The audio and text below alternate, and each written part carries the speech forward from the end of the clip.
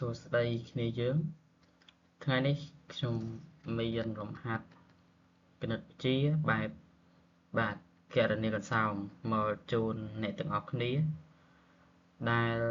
បាទគឺខ្ញុំនឹងចែករំលែកលំហាត់ចំនួន4ខ្ទង់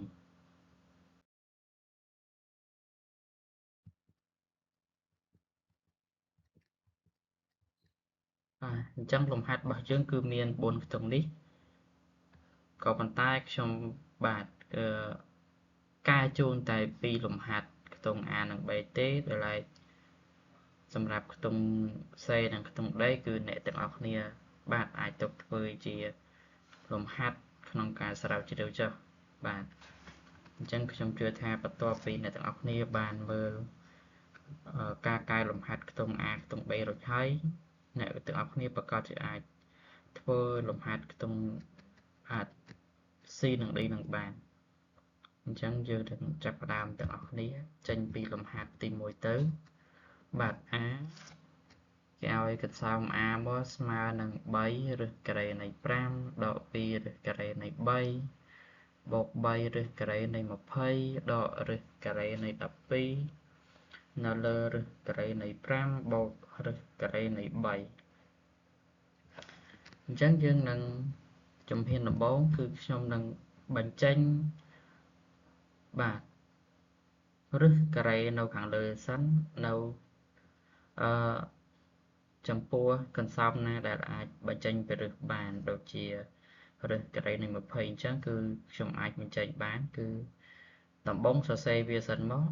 បាទ20ស្មើ2ការ៉េគុណ5បាទនេះណាអាពីមុខនេះគឺយើងបញ្ចេញវាមិនកើតទេរឹសការ៉េនៃ5ឬការ៉េនៃ3នោះបាទ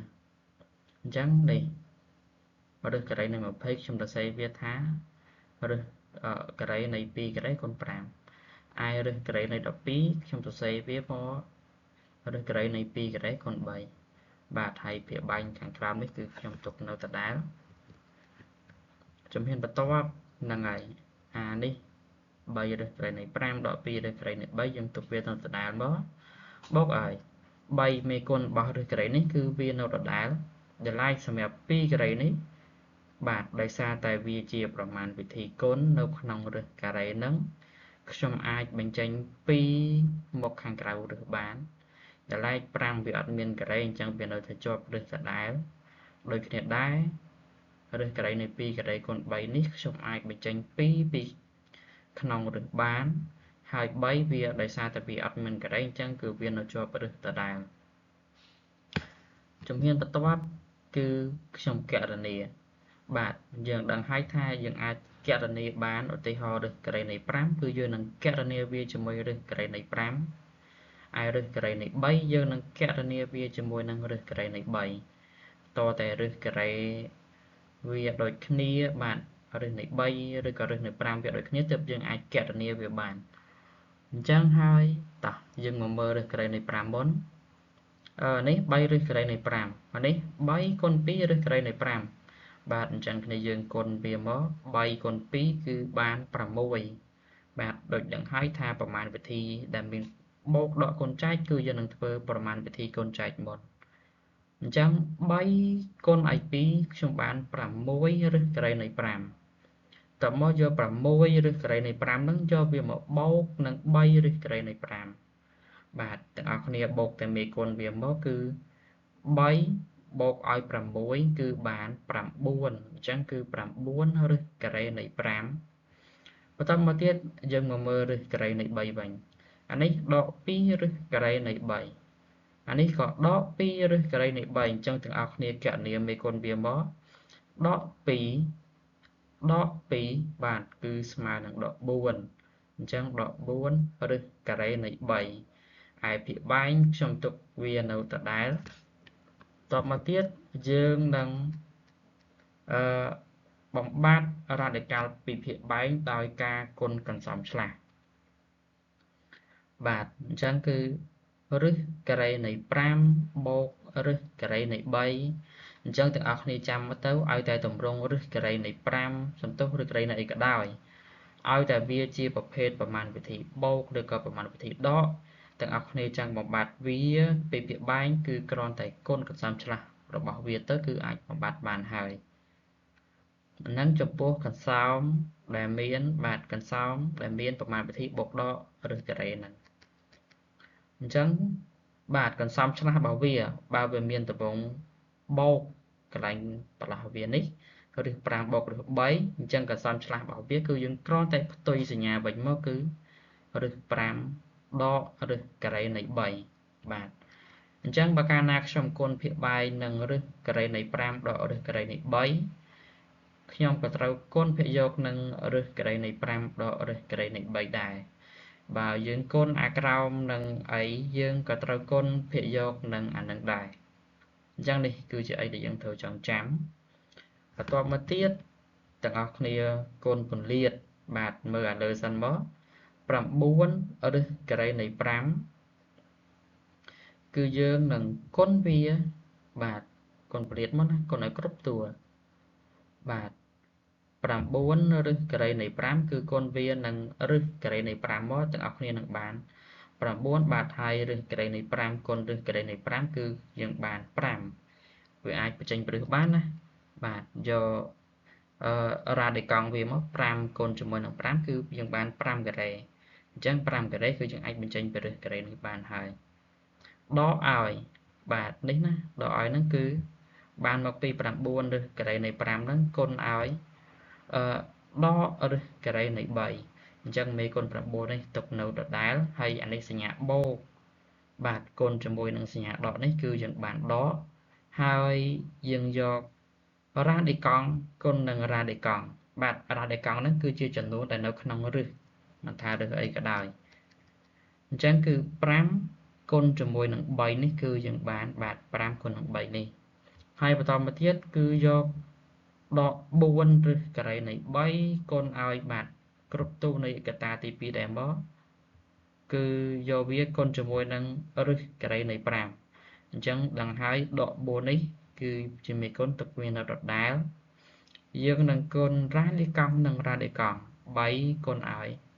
5តមកទៀតយកដក4រឹសការ៉េនៃ3ហ្នឹងគុណឲ្យដករឹសការ៉េនៃ3អញ្ចឹងយើងនឹងបានអានេះសញ្ញាដកគុណជាមួយដកគឺយើងនឹងបានបូក4នេះគឺទុកវានៅដដែលហើយរឹសការ៉េនៃ3គុណឲ្យរឹសការ៉េនៃ3បាទគឺយើងបាន3វាដូចរឹសការ៉េនៃ5គុណរឹសការ៉េនៃ5នោះអញ្ចឹងណាបាទបាន3ហើយភាគបែងវាបាទខ្ញុំចូលរូបមន្តហើយគឺរូបមន្តរឹស5បូករឹស3កតារឹស5ដករឹស3ហ្នឹងបាទគឺរូបមន្តគ្រឹះរបស់យើងហ្នឹងគឺ a បូក b កថា a ដក b ដែលចម្លើយរបស់វាគឺស្មើនឹង a ការ៉េដកឲ្យ b ការ៉េអញ្ចឹងយើងនឹងបានតួ a របស់យើងគឺរឹសការ៉េនៃ5លើកជាការ៉េដកឲ្យរឹសការ៉េនៃ3លើកជាការ៉េបាទបន្តមកទៀតបាទយើងយក9គុណ5នេះបាន45អានេះយើងទុកវាដដែលមកដក9រឹសការ៉េនៃ15ដក4ហើយរឹសការ៉េ15បូកឲ្យ12នេះបានមកពី4គុណ3នេះហើយអាភាគបែងរបស់វាគឺបាទអានេះរឹសការ៉េនៃ5ការ៉េអាចបញ្ចេញព្រឹសបានដកឲ្យរឹសការ៉េនៃ3ការ៉េយើងអាចបញ្ចេញព្រឹសបានបន្ទាប់មកទៀតយើងយក45បូកឲ្យ12នេះមកយើងនឹងបាន57ហើយរឹសការ៉េនៃ15នេះគឺវាដូចគ្នាអញ្ចឹងយើងអាចបូកដកមេគុណវាបានដក9ដក4គឺបានដក13រឹសការ៉េនៃ15ហើយភាគបែងនេះគឺ5ដក3ស្មើនឹង2អញ្ចឹងចម្លើយចំពោះកន្សោម A របស់យើងគឺ57ដក13រឹសការ៉េនៃ5នៅលើ2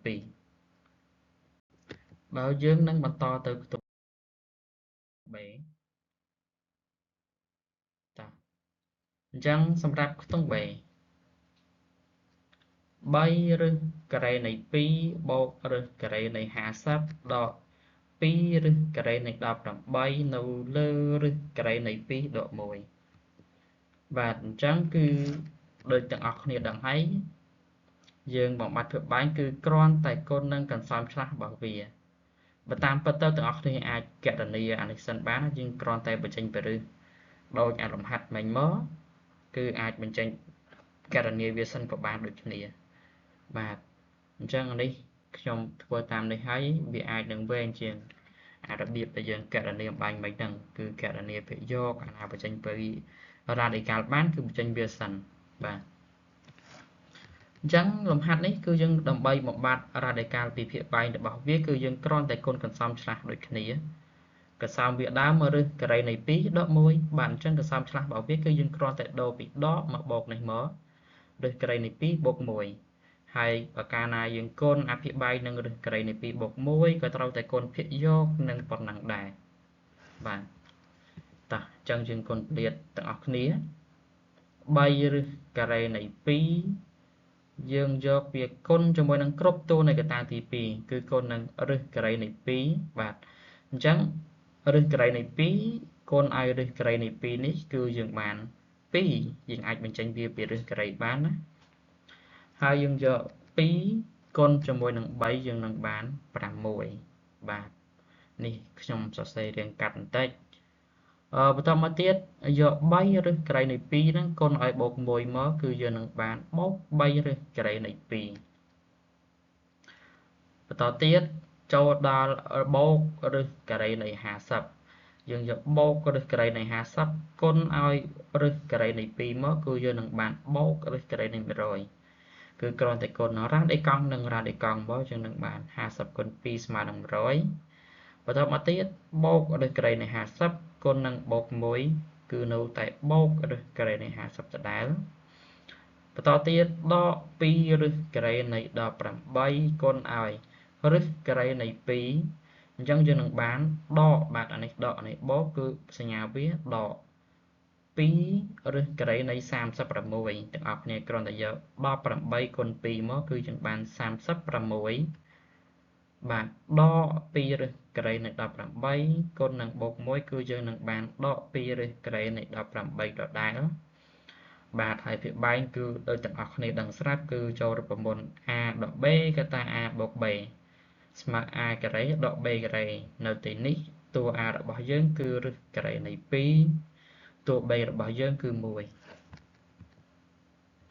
បាទបន្តមកទៀតមកទាំងអស់គ្នាទុក6នៅដដែល3ឬ2ក៏ទុកនៅដដែលហើយឫសការ៉េនៃ100គឺវាស្មើនឹងឫសការ៉េនៃ10ការ៉េអញ្ចឹងខ្ញុំអាចបញ្ចេញ10ពីក្នុងរ៉ាឌីកាល់បានបូកឲ្យឫសការ៉េនៃ50ទាំងអស់គ្នាអាចសរសេរវាថាឫសការ៉េនៃ5ការ៉េគុណ2បាទ5ការ៉េគុណ2 50អញ្ចឹង5ការ៉េហ្នឹងគឺទាំងអស់គ្នាអាចបញ្ចេញពីរ៉ាឌីកាល់បានហើយ2យើងមិនអាចបញ្ចេញបានទេគឺវានៅជាប់ក្នុងឫសដដែលឯកន្លែងនេះដក2ឬការ៉េនៃ